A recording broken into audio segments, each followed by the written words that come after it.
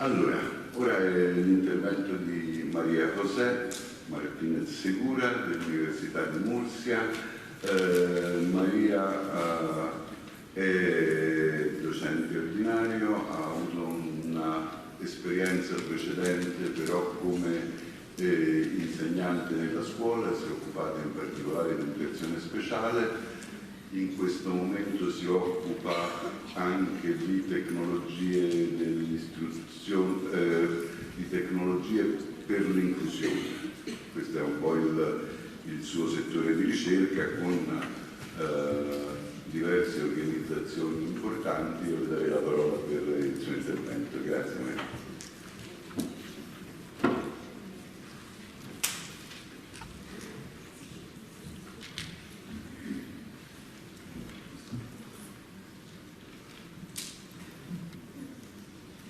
Buongiorno a tutti, parlo piccolo italiano, and speak but English, so I'm going to hablar en español. Espero que me entiendan, el soporte está en inglés, yo hablo en español y voy a tratar de dar una aportación desde el campo de la práctica educativa. Mi experiencia en el campo de la educación se remonta a más de 30 años. En esos 30 años he trabajado como maestra de primaria, secundaria, maestra de adultos, en educación especial, en educación ordinaria y en los últimos 20 años en la universidad. Mis líneas de investigación, pues la tecnología, la atención a la diversidad y sobre todo la innovación educativa. La innovación educativa es algo que me preocupa mucho y siempre estoy tratando de ir mejorando. Por eso he planteado desde esta perspectiva práctica y desde mi experiencia, pues esta comunicación en la que voy a hablar de las dos caras de la evaluación, o la cara y la cruz de la evaluación. ¿Cómo hacer una evaluación eficaz? Vamos a ver si lo conseguimos. Para ello me planteo cuestiones, distintas cuestiones. Porque en muchos casos hacemos un uso, pero no siempre es adecuado ese uso de la evaluación. La evaluación se debe usar para etiquetar u organizar a las personas o se debe usar para dar respuesta a las necesidades detectadas. Desde otro punto de vista, la evaluación debe generar una medida objetiva o la medida debe generar un significado. Ahora mismo veo que aquí hay muchos estudiantes y me siento como en casa, como en mis clases, en la facultad. Entonces, esta cuestión va muy relacionada con todos vosotros. ¿Se debe evaluar todo lo que se aprende y se estudia? ¿O debemos estudiar solo aquello que se va a evaluar? Otra cuestión también importante es, ¿la evaluación es un fin o la evaluación es un medio para conseguir un fin?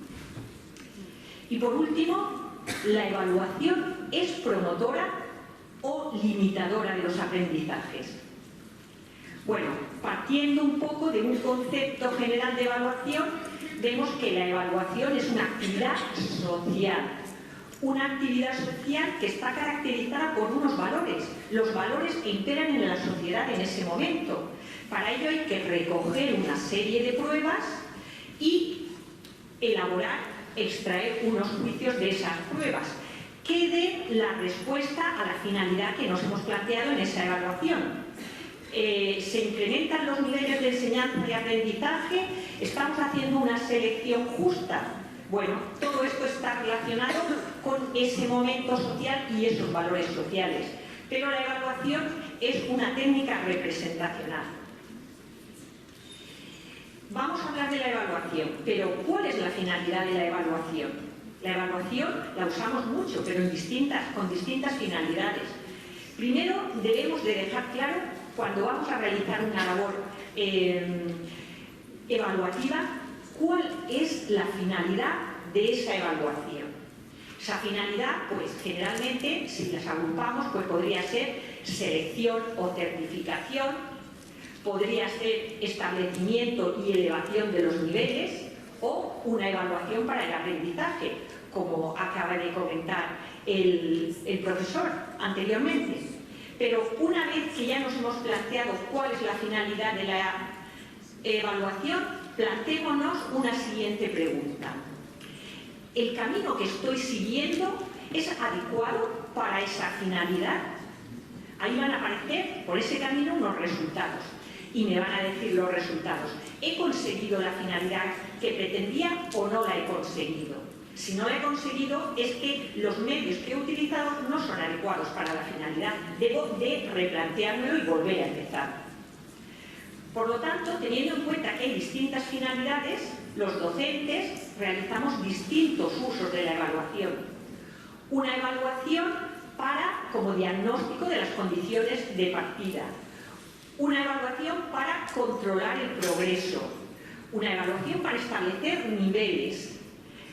Para determinar si el aprendizaje mejora o no mejora. Una evaluación, como se habló ayer, para la rendición de cuentas. Para certificar competencias o para seleccionar y promocionar. Esos serían distintos usos que podemos hacer de la educación. En mi experiencia profesional he actuado pues, como docente, como gestora, como investigadora y en cualquier momento he tenido que hacer alguno de estos usos. Y los ámbitos donde se va a usar esa evaluación, ¿cuáles son esos ámbitos? Pues el ámbito individual, nos centramos en los estudiantes, en las personas, el ámbito institucional para ver un ranking de instituciones o el ámbito profesional para acceder y mejorar en nuevos puestos. Y una vez que hemos dado estos aspectos generales sobre la evaluación, voy a empezar a responder a las preguntas que me planteé en un principio. La primera pregunta se centraba en si la evaluación va a clasificar o etiquetar, o bien lo que va a hacer la evaluación es dar respuesta a las necesidades detectadas. En mi desarrollo como docente actualmente, pues yo trabajo formando a futuros profesionales de la enseñanza que trabajarán en el campo de la diversidad, de la discapacidad. Entonces, la evaluación diagnóstica en este campo es muy importante. Esa evaluación diagnóstica va a partir pues, de profesionales o de instituciones para decidir dónde llevo a estos estudiantes, a esta institución o a esta otra. ¿Tienen cabida aquí o no tienen cabida? A través de esa evaluación diagnóstica, pues detectamos disfuncionalidades, altas capacidades, estilos de aprendizaje, distintas cosas. Pero siempre se van a centrar en el estudiante. ¿Cómo recojo esa información? Esa información la recojo a través de las pruebas. Esas pruebas pueden ser test de inteligencia, competencias sobre inteligencia emocional, test de inteligencias múltiples, pruebas para detectar el estilo de aprendizaje, etc. Pero en cualquier caso, esas pruebas nos van a mostrar cómo es esa persona, cómo es su proceso de aprendizaje y cómo se está desarrollando. Si yo me quedo con la parte de la evaluación para etiquetar o clasificar, pues claro, lo que yo voy a hacer es obtener unos resultados y eso me va a dar una representación permanente de la persona. La persona permanentemente va a tener, ya tiene su etiqueta, tiene sus características y ya esa es la persona. No podemos hacer nada, eso nos deja a nosotros más tranquilos. Por otra parte, establecemos que está definida la evolución que va a llevar esa persona. Sigo diciendo lo mismo, tampoco tenemos mucho que hacer ahí. Clasificamos las personas, porque así en lugar de tener mucha variedad de tipos, pues los clasificamos y es más fácil manejarlo. Tengo el grupo de los autistas, el grupo de los disléxicos y todos los autistas son iguales, todos los disléxicos son iguales. Establezco esos compartimentos estanco y como esas personas tienen ya unas características comunes, ya no me tengo que preocupar de nada más. Pero, como trabajo en este campo, yo se lo digo siempre a mis alumnos, cuando hagáis un diagnóstico como pedagogos, no os conforméis con poner la etiqueta en la frente y ya está. No, vuestro trabajo va más allá. La evaluación para dar respuesta a las necesidades detectadas. Yo hago una evaluación diagnóstica y observo unas características. Pero esas características yo las debo traducir a necesidad, porque la necesidad es mi motor de actuación. Entonces, cuando ya tengo las necesidades, este niño necesita pues un código para poder comunicarse, porque tonto no es, comunicarse, sabe comunicarse, pero no encontramos el medio, vamos a buscarle ese código. Entonces damos una respuesta y damos una intervención educativa. Esa intervención educativa tiene que hacer mejorar las características. Desde esta perspectiva, la evolución de la persona no es siempre igual para todas las personas. La evaluación de la persona va a depender de la intervención que hagamos y del paso del tiempo. Cada persona evoluciona según sus ritmos y sus niveles. Y cada persona tendrá sus propias pautas. No podemos aplicar recetas de unas personas a otras personas. Otra cuestión que nos planteamos es, vamos a realizar una evaluación objetiva o los resultados de la evaluación van a generar un campo o van a generar un concepto.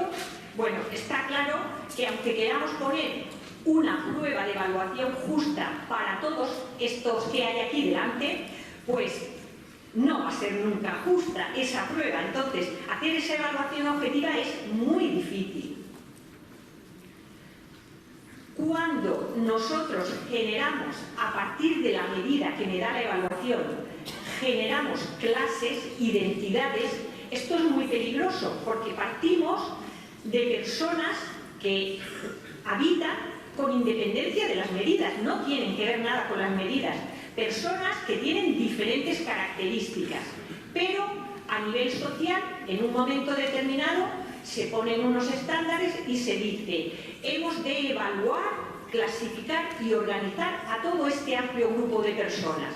Vamos a usar, por ejemplo, el coeficiente intelectual y los catalogamos severo, profundo, medio, ¿vale? Y nos quedamos tan a gusto. Entonces, otra vez volvemos a lo anterior. Ya tengo TDAH, personas con trastorno de déficit atencional con hiperactividad. Tengo autistas, tengo superdotados. Ya he definido unas identidades y vuelvo a insistir, eso me deja más tranquila como docente porque ya lo tengo todo controlado. Por otra parte, y ya volviendo a los estudiantes que estáis aquí, que si os ponéis a pensar un momento, seguro que alguna vez habéis hecho a vuestros profesores esta pregunta. Profesor, profesora, ¿qué entra en el examen? Entonces, si los profesores diseñamos unas asignaturas muy bien diseñadas, teniendo en cuenta conceptos, procedimientos, actitudes, pues de la misma manera debemos diseñar una evaluación acorde con la planificación de nuestra asignatura. Si nosotros trabajamos no solo los contenidos, sino también los procesos, yo con mis alumnos les digo que vamos a trabajar en grupo y no es lo que siempre aparece, trabajar en grupos, no. Les voy sometiendo en distintas situaciones a que tengan que enfrentarse al trabajo en grupo, pero no al trabajo en grupo con sus 3 amigos, sino al trabajo en grupo con quien caiga. Y poco a poco vamos haciendo muchas actuaciones de ese tipo y al final me queda, en cierta medida, claro que sí han trabajado y han desarrollado la competencia del trabajo en grupo. Bueno, pues cuando nosotros evaluamos todo lo que tratamos de enseñar, el aprendizaje va a ser un aprendizaje, porque hemos enseñado a nuestros alumnos a aprender. Pero en cambio, si yo desarrollo un plan de asignatura muy bueno y pongo conceptos, procedimientos, actitudes, unas competencias buenísimas, pero a la hora de la verdad digo, bueno, os voy a poner el tema de las cromosomopatías, el de las genopatías y tal. Pues se van a mi libro, que yo ya les he puesto las preguntas tipo test para que no se molesten en ir a buscar exámenes de años pasados, porque eso es una pérdida de tiempo para los pobres alumnos, y se lo estudian. Pero claro, la evaluación, si la limitamos solo a eso, estamos perdiendo parte de la riqueza que habíamos puesto. Entonces el aprendizaje tendría muchas limitaciones. Otro uso de la evaluación es cuando la evaluación en sí misma es el fin, no es un medio para conseguir el fin. Entonces tenemos la evaluación, lo importante son las calificaciones me dan títulos y los títulos me dan un trabajo. ¿En todo este proceso he hablado de aprendizaje? No. Me interesan buenas calificaciones en educación secundaria, en bachillerato, para entrar a la Facultad de Medicina. He entrado a la Facultad de Medicina y me interesa sacar buenas calificaciones para tener buena nota para el MIR, la prueba final que me capacita para entrar a trabajar en un hospital. Y así, y cuando ya entro en el hospital, porque he superado todas esas barreras, digo, venga, ahora voy a aprender a ser médico. Entonces, claro, la evaluación así, ¿qué hace con el aprendizaje? Lo empobrece. Pero actualmente nuestra sociedad está exigiendo eso. Porque cuando yo trabajo con mis alumnos ya en el último año, que están a punto de conseguir su título, me dicen, estoy haciendo un curso de lenguaje de signos, estoy haciendo un curso de estimulación multisensorial, he escrito un artículo, digo, ¿pero para qué? Dice, son puntos del currículum que me suman y luego me dan más nota con el examen. Entonces, esta manera, cuando la evaluación en sí misma es el fin, no ayuda mucho al aprendizaje. Mientras que si la evaluación parte de la enseñanza, de los objetivos de la enseñanza, está en continua interacción con esos objetivos, se cumplen, no se cumplen, cambio la enseñanza, mejoro, pues al final conseguiré esos objetivos y al final habré alcanzado un aprendizaje. Aquí la evaluación es más eficaz, es un medio para conseguir un fin.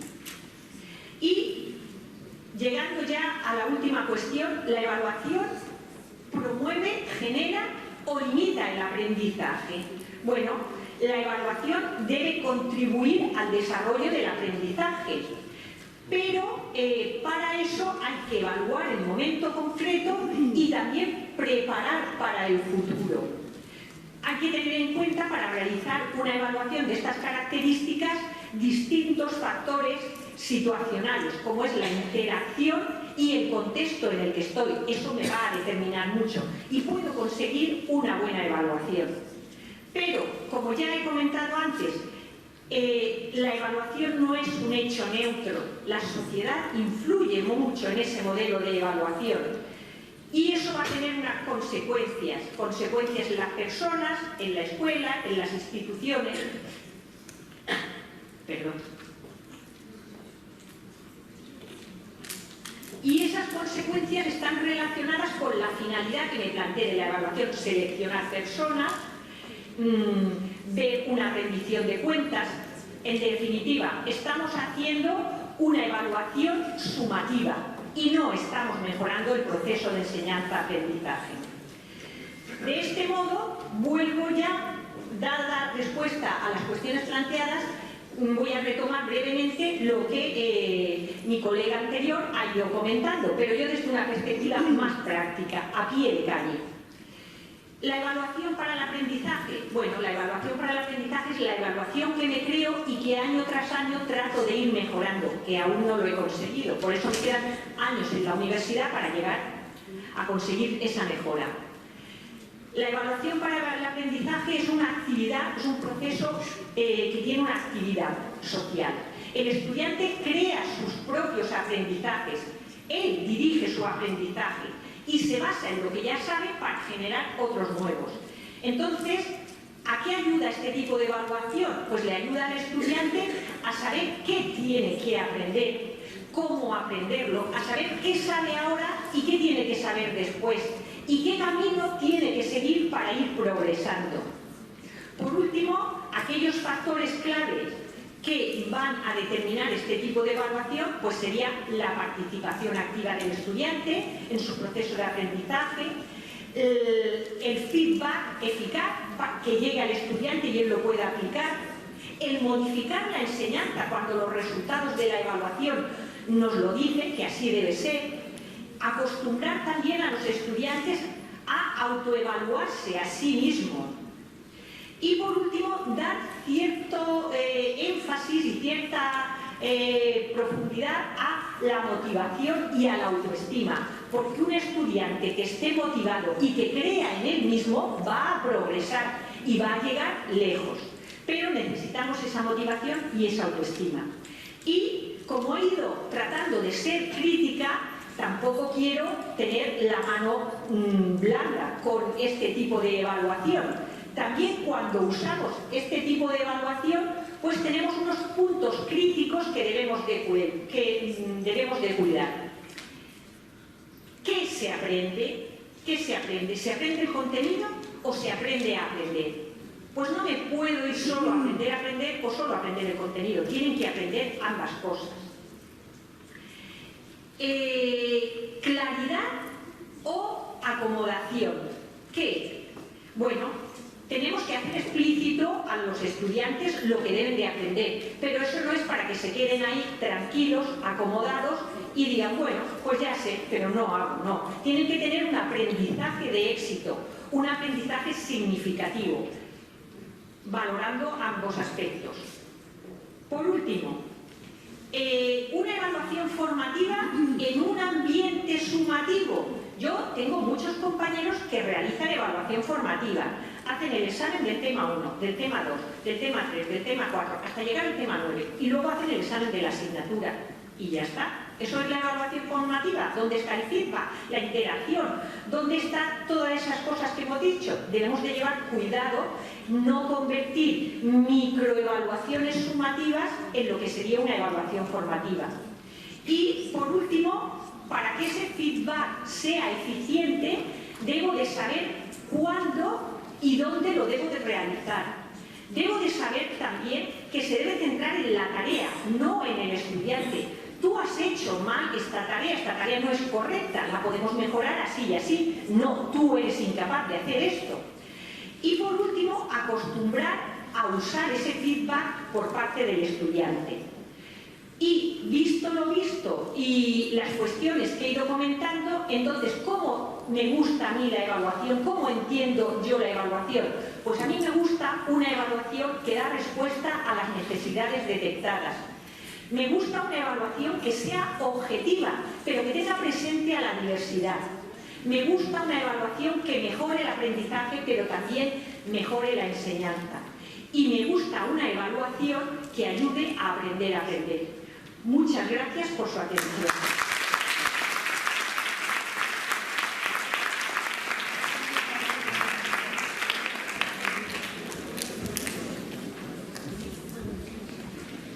Grazie Maria per i moltissimi stimoli. Soltanto qualche piccolo commento, sempre. Io credo che non riflettiamo mai abbastanza sugli effetti della valutazione e su, da una parte, che cosa vogliamo ottenere per cui usiamo la valutazione e dall'altra sul che cosa succede dopo. Qualche volta ci si concentra troppo sugli strumenti, sui metodi, sulle procedure di valutazione e si dimenticano gli effetti. Una battuta: quando l'Invalsi introduce la valutazione con un sacco di buone intenzioni, se poi l'effetto è che nelle scuole si introducono i manualetti per prepararsi ai test degli Invalsi, quello è un effetto palesemente negativo e che ci costringe a ripensare all'intero processo. E ancora una valutazione sul fatto che la maggior parte dei nostri studi conferma, conforta ed è nella linea delle cose che ci ha detto Maria. Insegniamo queste cose agli insegnanti da tanti anni e tuttavia quelli che vengono dalle scuole da poco tempo ci possono confermare che in verità di tutto quello che abbiamo insegnato è passato pochino, perché l'uso dei voti e l'uso degli esami non è nel senso di quel tipo di valutazione attenta allo studente, attenta a far crescere lo studente di cui ci ha parlato Maria. Questo dovrebbe portarci anche a valutare il nostro modo di insegnare, modelli diversi di valutazione, perché evidentemente il nostro insuccesso nel far capire la rilevanza di modelli diversi ci deve interrogare.